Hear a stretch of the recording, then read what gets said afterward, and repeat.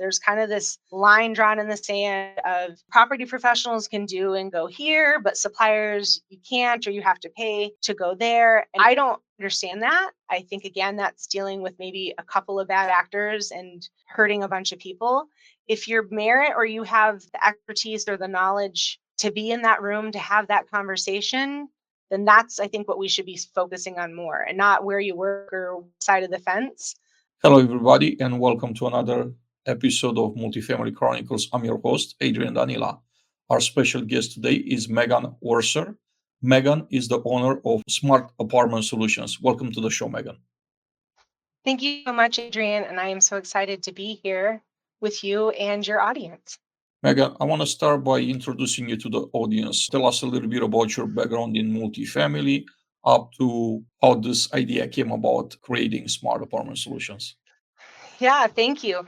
So I was born in property management. My mother, Dawn Ford, is a juggernaut. I say a legend in this industry. She moved to Oklahoma City in the 80s, and that's where I was born. And I grew up on site with her managing many, many assets through the Midwest. She moved to Arizona. I followed her there, settled in Colorado Springs, and that's where I grew up till I started college. And she's from Michigan, from the Midwest, so she moved back just after 9/11, and I followed and completed my college career at the University of Michigan. And I was convinced I wasn't going to be in real estate or property management. Watching my mom go through the 80s and the 90s, it didn't really seem like a very rewarding career. I kind of seemed thankless, in my opinion. And so I wanted to go into advertising and marketing and make commercials. And I got pretty much to my senior year of college, and turned out that that's not really what I wanted to do. I had been interning and working as a marketing intern in the rental property management industry. And that really was an eye-opening experience, because I got to see that there was just so much more than just necessarily the on-site or even just one way of doing property management. And so I worked for a really large asset that had 1,145 units. It had a golf course, boat marinas, and right out of college, I was placed there as a marketing and leasing manager. And I really cut my teeth in outreach marketing, grassroots marketing, and business relationship, and working with not a lot of resources to really make things stick and to fill up the unit. And so from there, I worked for a couple other operators here in the Detroit market that have assets in Detroit and in Florida. I worked as a troubleshooter. And so I spent a lot of time in Naples, Florida, and Titusville, Florida, working on some troubled assets in 2009, which was a really, really tough time for Florida. If anybody remembers how tough it was, they were giving, I think, 3 months away for concessions at the time. And it just was really painful for our industry. And at that time, my mom, Dawn, was starting Smart Apartment Solutions, basically out of frustration and as a consultant working for some operators here in Detroit. And that just kind of snowballed into placements and temporary staffing, where we could match people and good workers with really good owners and clients. And then we started getting requests for training and for more marketing. And about 2012, I was working for a larger operator, and I knew that that was probably going to be my last on-site operations with a different management company. I was getting really busy at Smart, and it was getting to a place where I was going to have to choose. And so in 2012, I made the leap and went full time with Smart. And I ran their professional development department for quite a few years. And my task was really to focus on education, not only in our industry, but to focus on the education for our staff. We realized early on that, as we went through the wax and wane of our industry, when we started in 2008, there were a lot of people on unemployment. And so the pool was pretty deep.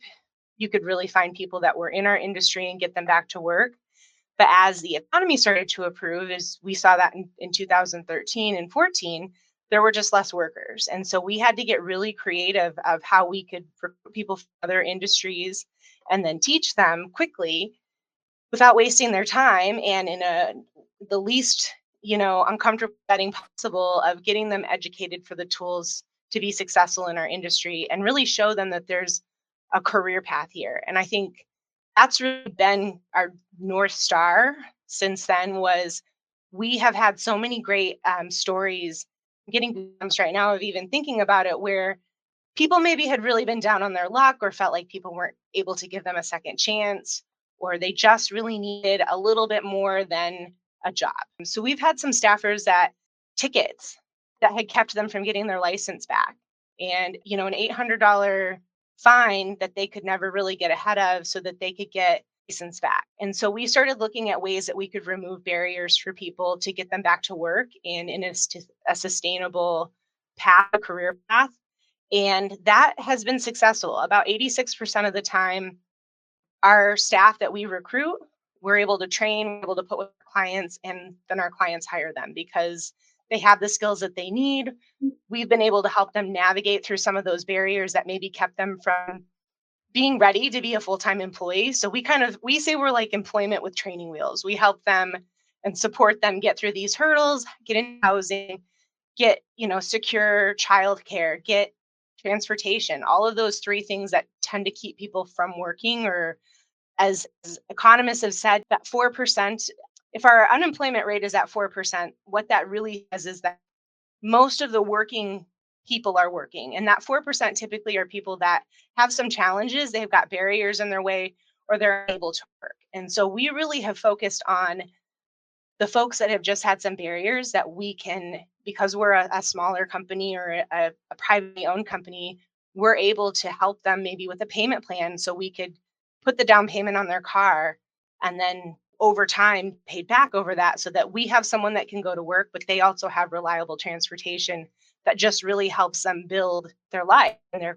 career. And so we've had way more success stories than we've had bad stories. And I think that has been really a driving force for us, but that's really helped us change our education and make it short. We really focus on micro educations where people can do a 3-minute training or a 10-minute training and really learn a quick task in the field instead of watching a 45-minute video that may only ever touch the topic that they really need to know. So we've really tried to be practical. We've really tried to pay attention to their needs and their feedback. And then that's our tool. Our job is to go create tools to help remove barriers in education so that they can grow in this industry. So that kind of leads me to where I got with Smart. In 2022, my mom decided she wanted to start retiring or doing different things than Smart Apartment Solutions. And so I purchased the company from her. We went through a very unique succession plan where we had 5 businesses and we combined them into one, into an S Corp. So now we have a headquarters and then we have our Smart Moves, which is our management company. And so we cleaned that up, really made some transitions. We went from a brick and mortar business of 15 years. This year we're celebrating our 16th year and we are 100% remote. So we have really leaned into the digital age in the last 12 to 18 months, building out our team, building out virtual assistants, remote team members to really take it to the next level and the future of what we see the industry will be. So that's my long story, Adrian. I hope that helps a little. It helps a lot. There's a lot of questions that I want to have Okay. about your entire journey. I do want to go now in a different area. You're also very well known as a national speaker and industry educator. What are some of the most surprising challenges that property managers are facing today? And how do you turn those challenges into opportunities during your training sessions? Yeah, a really popular one lately has been concessions. I have heard a lot of operators talking about concessions and really across the country, especially in the Sun Belt, though, in Texas and Phoenix, in Arizona, they're really seeing more absorption problems where they're having a lot of units hit the market, probably not in the time frame that they had planned. And as we all know with construction, you try to space it out so we can absorb it. And things change and they may all come at one time. And so I've really heard concessions as a big challenge, but I think that that's a deeper challenge than just absorption in the market. I think that has exacerbated it. But what I really think, and I think a lot of smart operators have started to pick up on, is it's really kind of a bench strength situation We hired a lot of people in the last 4 to 5 years, maybe through COVID, and they didn't necessarily have access to the same training people had pre-COVID. Let's just figure it all out. And I think that has really hurt us because we're doing mystery shops, and I'm talking to people doing mystery shops all over the country. Ronald Harrington, even with his, 100 shops that he did last year, the main thread that you could pull through all of the shops that he has done and the ones that we have conducted really isn't a concession problem. It's really a training problem or an apathy problem where we're just not getting the experiences maybe that we have set out to have. We're kind of fumbling all the way through it. We're fumbling from our online presence and that not being updated or not responding when people are inquiring, to not answering the phones, to maybe not even being there when people are showing up at our properties, to not asking for the tour, all of the things that are pretty much the basics or foundational. I really think has been a big challenge this year that we've been seeing, and something that's kind of been an ongoing, or I would say even like the dark horse that's been coming. We just kind of put people in spots and said we'll figure it out. Or we have also had other challenges where, statistics show that people only have been staying in their jobs about 18 months in our industry. And so we're just, maybe only able to do so much training in that amount of time that we're not able to build on those skills or really help the leasing team now that they really have to sell. Before, people just showed up or they applied online and it was very easy to lease. Leasing really didn't have to do a lot of selling. And now they have to sell. It's imperative that they have to have these skills and understand how they can overcome these harder objections and really know their product and be able to sell it like the salespeople that we need. So I would say that's definitely been a big problem. I have heard fraud, and we've experienced fraud at our own portfolio. So I've definitely heard a large majority of people are dealing with fraud. I've even heard larger operators have write-offs right on their budget for how much fraud they're anticipating they're going to have to just write off or lose each year. And I think that is something that we've got to continue and having those conversations. I was surprised to hear that that was something that was going on pre-pandemic, but that has been unexasperated, I think, with kind of a perfect storm. We've got maybe lack of training and education in our leasing, so they're apathetic, just kind of pushing paper along, but they're not really looking at what there is coming across their desk. I think we've got court system issues that have made us a target where people know that they can work the system and stay as long as possible, especially in certain jurisdictions like Atlanta, where that's really, really hurt people. And so I think that has exasperated it. But there's been a lot of, I think, opportunities that have come out of it too, really out of both. I think concessions, we can spend more time with training. This is a fixable challenge where we can give leading the tools and we could really get our boots on the ground and see what's going on and give them tools to educate and understand and fall in love with their properties again. I think fraud, we're seeing amazing opportunities coming out of the prop tech community where that is actually making a better industry. So, for example, I was dealing with a lot of fraud in my market, and I work in a rural area, so it's not a city or a metropolis, which makes it really difficult to get landlords that are larger. So I'm usually dealing with privately owned landlords. So I'm not able to just fax over something. It's usually a verbal, which people can lie on, fraudulent pay stubs. And so leaning into tools that can look at their income for the last 12 months based on their bank account and just really some patterns on how they pay their bills. I think that's a better tool. And that's kind of something that came out of this threat, this opportunity, which actually makes us qualify our renters better and actually more consistently. So there's not variations and I'm giving this person more weight or this person more weight. I'm really looking at apples to apples. So I think those are two really big challenges that we're seeing that we're seeing on the on-site level that I really have seen across the country, really in every state.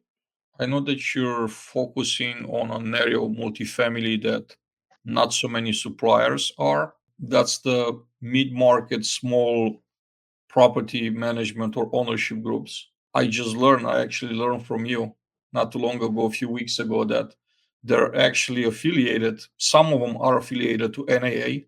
So, they have their own group. where they're discussing challenges and opportunities out there, but a lot of them are just unaffiliated to NAA. I think, if I'm not mistaken, they're making up to 70% of the total apartment homes in the United States. So it's kind of crazy to me that most suppliers are focusing on the large companies, which only make up to 30%, and they're leaving most of it out. I want to have your thoughts on that. What type of opportunities out there? What type of services do you think, or do you see that these clients are needing, and how can we reach out and assist as suppliers? Yeah, so great question. And yeah, the independent rental community is a very large community, but they're really not that connected, and they really are kind of like a sleeping giant, in my opinion. There's a lot of us out there, but they don't know that they're an independent rental owner, or they have maybe some stereotypes in themselves, or they've listened to what some folks in the industry have said. But generally with the independent rental owners, and I think I even did this as a supplier before I identified as an IRO, I just made assumptions that small operators couldn't afford our services or didn't have a need for our services, that they were too small. I kind of envisioned this old school person with like an adding machine with the paper and carrying around lots and lots of paper, and being resistant to technology. What I found was that wasn't true. The IROs are actually a very connected, very technologically savvy community. They're not antiquated as it may appear. We were talking before earlier, there's a lot of tools and operations that have been adopted from the independent rental owner that, quite frankly, we don't get credit for. But centralization has been such a hot topic with larger operators for the last couple of years. And I've heard there's conferences about it, and larger operators are talking about how they're saving all this money. And this is like the new holy grail for property management. But I chuckle because this is a model that independent rental owners have always followed. I myself, as an IRO today, I don't have an office. We work remotely, and my properties that I manage are about an hour and a half from me. Yours, I know, are even further from you. And so having really good contractors, specialized maintenance professionals, kind of on demand, and being able to really lean into technology has been the reason our property management company has been successful. And I have found a lot of other independent rental owners are the same. They're just like that. And so I have recently been trying to pull that thread too, because when I realized this last year, when National Association of Realtors gave us a statistic, the IROs are such a large part of the rental housing stock. It really made me question why suppliers have only been focusing on 30% of our market. That doesn't make sense to me when you have 70% where you could go and capture, and there's not a lot of competition for you. And I recently just learned that the prop tech companies do some kind of mathematical equation called total adjustable market.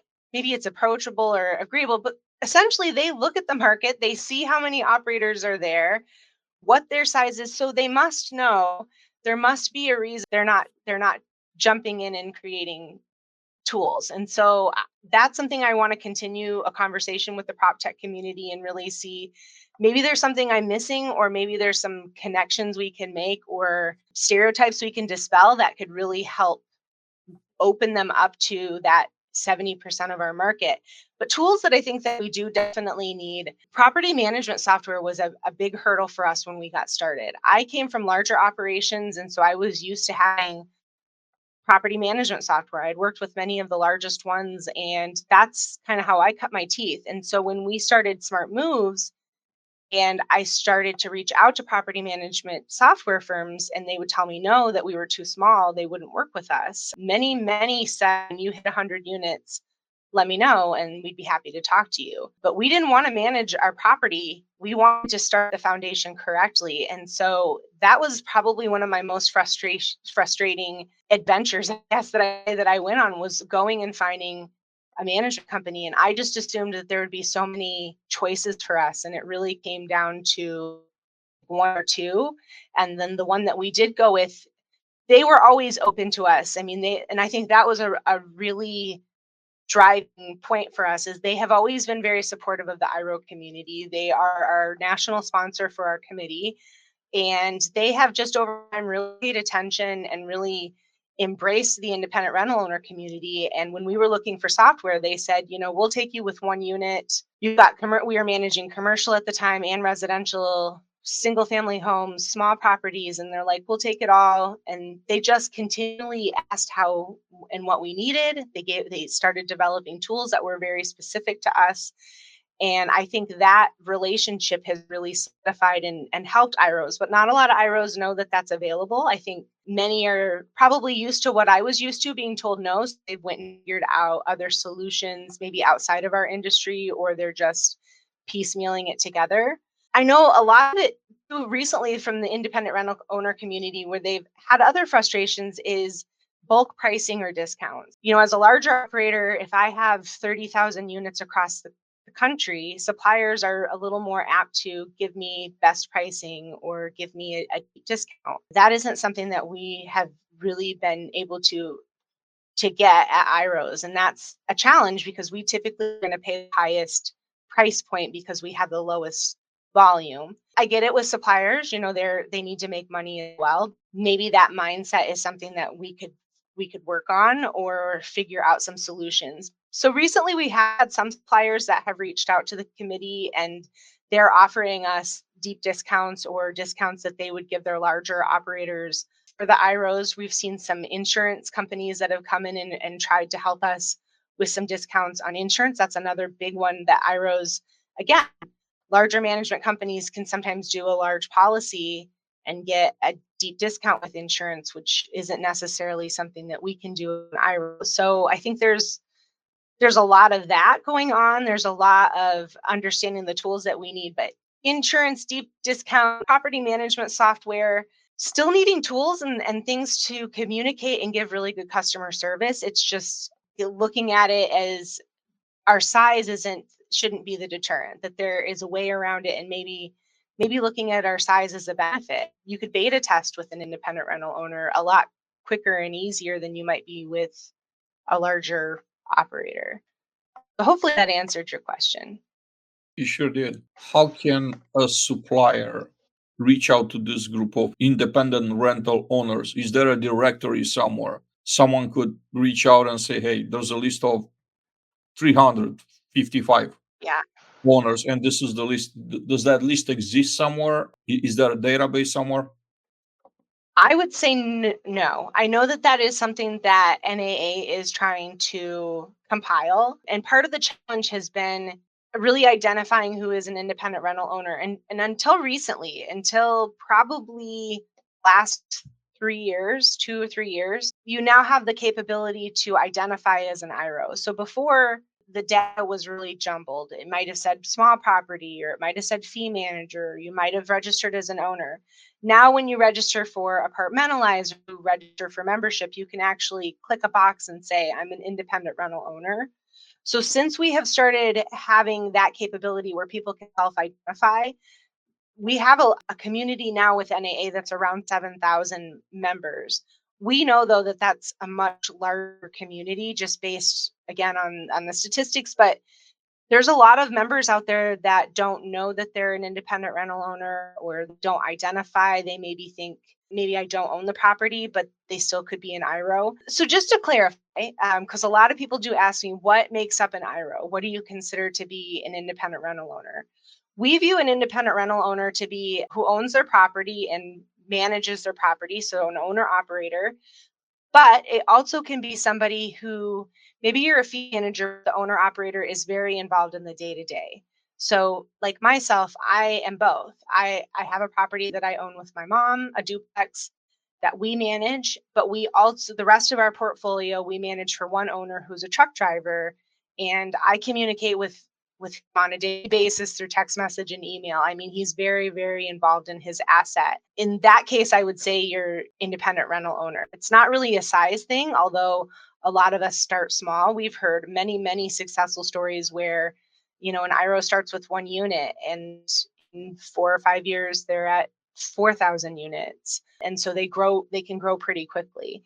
So hopefully that also helps with clarification of what an IRO is. That has made a challenge because we've kind of had an identity crisis where people don't either know they're an IRO or haven't checked the box. So that is something that we are working on, and we're definitely getting more. We're paying a lot more attention to this year and in the continuing years, as leadership continues with the IRO committee. Is how can we work with the suppliers with actually getting them a list of independent rental owners so that they can start doing some target marketing or some research and really figure out how they might be able to adopt their services or their products or even make products that could really help support that community. Yeah, I think that'll be very, very useful for both sides, right? For Yeah, suppliers on one hand, knowing like who the potential clients are, and also for the owners, because I don't know if they're exposed to everything that the large companies are exposed to when it comes to exactly. services and products. Exactly. Yeah. Megan, influencer marketing's been around for a long time in the world in general, not so much in multifamily. On Instagram, right? There are people making a living. They've been making a living for over a decade Yeah. doing influencer marketing. How do you see influencer marketing actually starting to work in multifamily? Obviously, as you and I both know, there are certain individuals out there that have a high profile in multifamily that I guess we could label them as influencers, and that won't be wrong. How do you see the industry making this thing work, right? Influencer marketing, because there's definitely something to it. If outside in the world there's a lot of people like making money and this is very lucrative, it's got to be something for the apartment industry as well.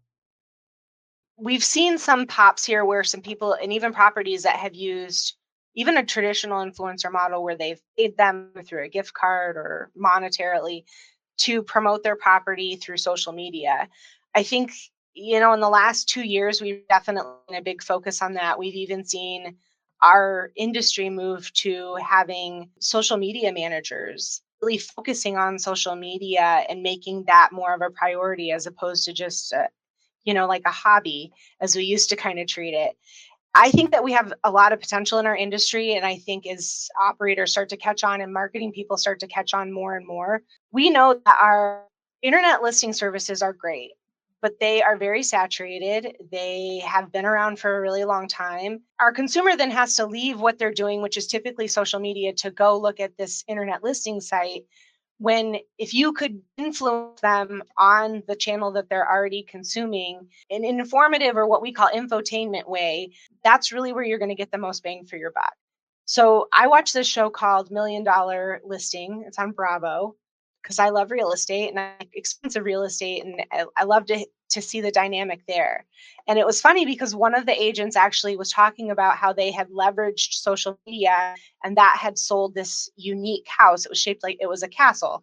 It was a $20 million castle.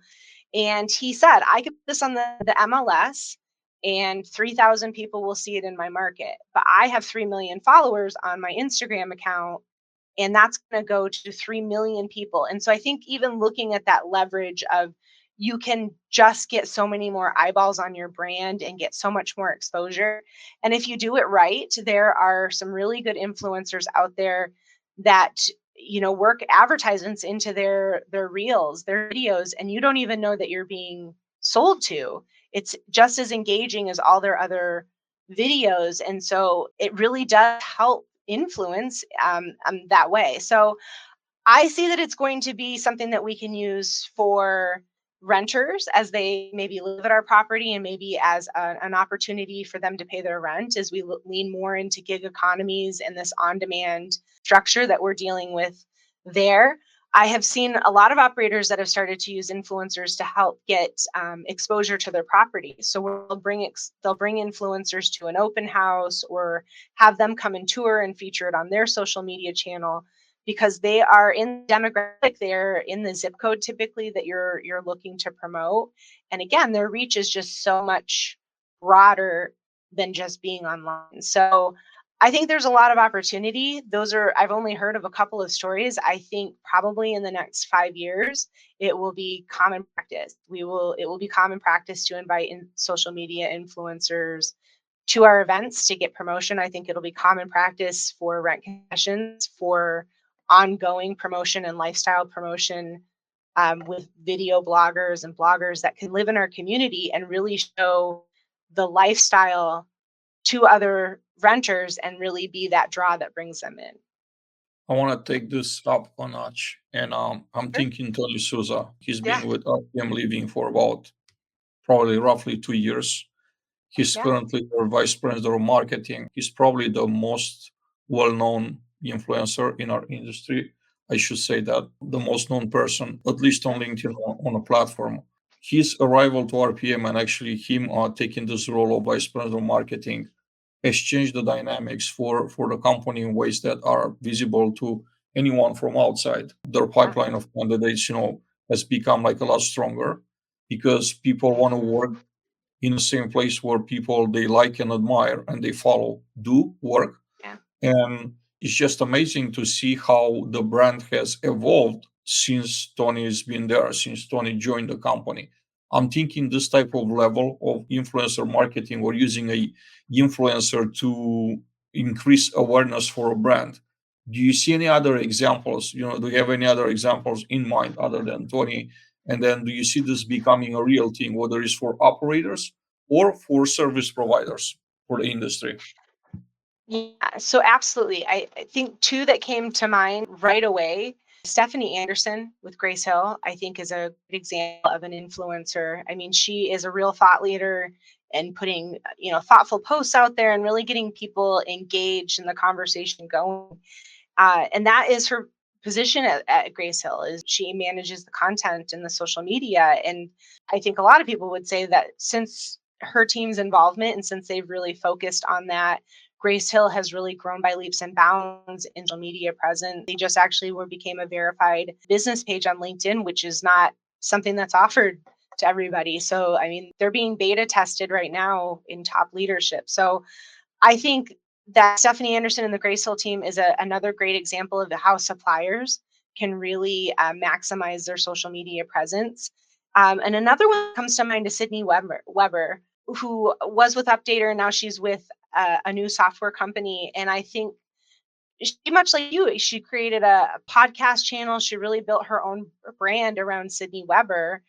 Really autonomous from her companies that she worked for. And she's really been able to leverage her network, her following, her community. And I don't want to put words in her mouth, but I think that's worked out really well. And people really listen to what she has to say. And I think that continual content of keep people informed and interested. Three examples we have, they are very interesting people. They're very interesting people. They're very good at getting conversations started and asking the right types of thought provoking questions to get people to engage. All three of them do it differently. They all do it really, really well. So those three would definitely stand out to me. Now, on the fact that I think specifically Tony and him and I actually talked about this for an article we just had come out in the Journal of Property Management. It came out last week. This very thing and how that has, benefited them is they really had high expectations to grow their management company to be on the top 100 or top 50 list of NMHC and to get to number 3 as quick as they have is pretty incredible. And how do you get owners and investors to give you your properties and say, manage my asset? They need to know that you've got a team in place and that you can continually recruit top talent. Top talent's going to get you the top properties. And RPM really focused on that and really showing, not just telling, showing why people want to work at RPM, showing why people love there. I mean, when they had their one conference, it covered social media for days. Everybody was talking about the Alice in Wonderland conference they had going on in Austin. And it's that buzz, that FOMO that they create is so amazing. One of the things we talked with Tony and I was really also understanding and giving your people trust and trusting that they can post content on your company's behalf, that you don't need to police it and slow the process down. And that's difficult, I think, for operators. I think that's probably the scariest part is letting people be vulnerable, having that vulnerability of, I don't have control over posting this. But when you're able to let go of that control and trust that you've hired really smart professionals that are not trying to ruin your brand and that you might have some hiccups that you can learn from and adjust around, that was really where the magic happened. That trust of user generated content that they can continually post on their behalf, I think has really been the difference maker and what people really need to pay attention, because that's how we're going to adopt this in our regular practice. And that's really how we're going to go to that next level. Megan, suppliers often rely on traditional pay to play models for exposure. What strategies can suppliers use to maximize their visibility and impact without relying solely on those conventional methods? Yeah. So as a supplier here too, that I don't have budgets yet where I can have a booth maybe at NIA or really, be a member of every association like I'd like to be.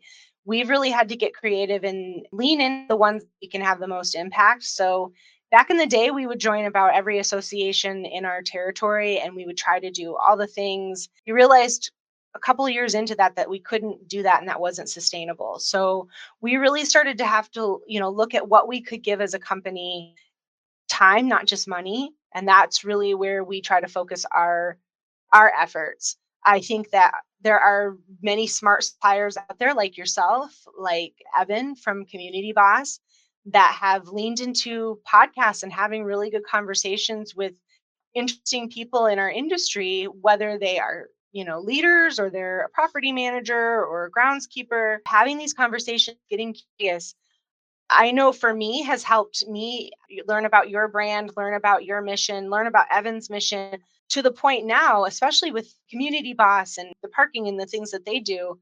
They're always top of mind now. I think even with you now, with what you do for the maintenance community as well, now that those seeds have been planted and I am in the place where I have those conversations at the right time with the right people, I'm now able to recall, and there's a likability that you guys have built through podcasting only takes really your time and maybe some money with editing and hosting and things like that, but it definitely is a place where you can get more bang for your buck and where you're able to build deeper connections and loyal customers and that following, to the point where now I listen all the time. If I can't listen live, then I want to listen in my car when I'm driving to a client meeting or when I'm able to consume it, on a podcast form. So I think podcasting is a great way. I don't have a podcast. I try to be on some podcasts, but for me on the local level, and which really also led me to the national level, was getting involved on committees. And being involved on a committee doesn't cost you anything but a membership. So we would join our local apartment association anyways, but you've got to go more than just writing the check and being in the directory. We had the most success with growing our business when we started getting involved on the committees and working side by side these decision makers, these property professionals. And in a lot of cases, we maybe worked with them on the committee when they were in leasing or in maintenance. But fast forward now 9 years, the regional manager, they're the facilities director. And so they're coming to us and they remembered us, saw us working there alongside them in the trenches, trying to solve our industry challenges. And we've built friendships and relationships for that, and it's helped with the loyalty of our brand. And so I have found that that has been a much more fruitful way than just paying for an advertisement or, throwing some money at an event. I'm not saying that we won't. We definitely will, but it's got to be strategic. But the committee work and the exposure like you guys are doing with podcasts, I think are some really awesome ways to get exposure and to have the relationships and build the relationships that you want to.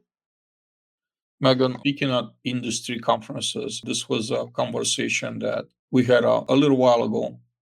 I'll say Yeah. probably like 6 to 9 months ago. There are voices out there saying, look, speakers on a industry circuit are the same individuals, the same faces, who like to be considered as well. And I'm talking Yes. from a perspective of someone that isn't part of that like circuit, that's been there doing Sure. this for decades. And some will say, well, it's always that those veterans that are picked over, the newbies. How do you feel about this topic? I'm thinking, right, for someone that does this professionally and they've been doing Mhm. it for 3 or 4 decades, like they kind of got the system down. They won't be around for 3 decades if they weren't doing something right. That comes through repetition and, like studying and just improving your act. That is definitely one of the reasons I could see for sure, right? They've been doing this forever. What's your take on the entire landscaping in general? of conference speakers? Is it anything that you see needing to be changed? How do we look? What are some things that we could do different to, I guess, just kind of maybe diversify, maybe add more names Yeah. into the mixes? I think that there's change on both sides. I think how we're submitting or maybe coming at it, suppliers and property professionals wanting to speak. I don't want to say it's a game, but there definitely is a system or special recipe to follow with getting sessions selected at NAA or even the conferences. Many of the other are the local. I think that there's some change on our part, but I also think that there is some change on the organization in kind of identifying some of these barriers and removing them. Sometimes I think we put policies in place because we've had a bad experience one time and we think, well, we've got to just policy our way out of this instead of just addressing maybe the bad actor and saying, hey, this wasn't cool or this isn't how we want our conference to feel. So I think a little bit of the challenge is that NAA has tried to make it, less of that. So they have kind of over policed it in that regard and it's hurt the creativity. I soapboxed a little bit about the last year's submissions. There were many, many, many submissions that were submitted on AI and AI technology in our industry. But because of how the current structure is set up with accepting panels, it has to be very heavily set up with property professionals, and they may allow one, maybe two suppliers to be on that panel in that conversation. I found that kind of hilarious because although I love property professionals and I'm a property professional that uses AI and technology, I am in no way, shape, or form an expert to be talking about that. And there are people in the prop tech community in our industry have a lot more knowledge on that would be a better conversation. And so I think we're being a little short-sighted in that regard of looking at that. We really should truly have experts speaking on the topic, no matter what side of the fence they come from. And I think that that's a bigger issue, just even in how trade organizations necessarily look at suppliers versus property professional. There's kind of this line drawn in the sand of, property professionals can do and go here, but suppliers, you can't, or you have to pay to go there. And I don't understand that. I think, again, that's dealing with maybe a couple of bad actors and hurting a bunch of people. If you're merit or you have the expertise or the knowledge to be in that room to have that conversation, then that's, I think, what we should be focusing on more and not where you work or side of the fence. And I think if we were able to get to a place where we could remove that barrier, I think we would be having better conversations in general. To talk about cracking the code or how you can become a speaker, I think verbalizing it and saying you want to do this is number one. And I think that was something that I fought myself on in the beginning because before I wanted to be a speaker, but then I was kind of like, no one ever asked me. And so I never get picked. Well, you've got to also put your submissions out there. You've got to let people know, hey, I want to do this. If you can partner as a newbie, if you can partner with a seasoned speaker, so somebody who does get picked a lot, who has maybe cracked that code, reach out to them and say, hey, I'd really love to do a session with you. A lot of times they're going to say, okay, they maybe haven't even thought about it. They'll appreciate you wanting to get an idea going. But that's something that I do as well. I try to match new people with seasons and speakers, and that's something as a company we try to put out at least 8 sessions that we mission every year for Apartmentalize with people that are new, people that have reached out to us over the year and said, hey, I really would like to pursue this, can you help me?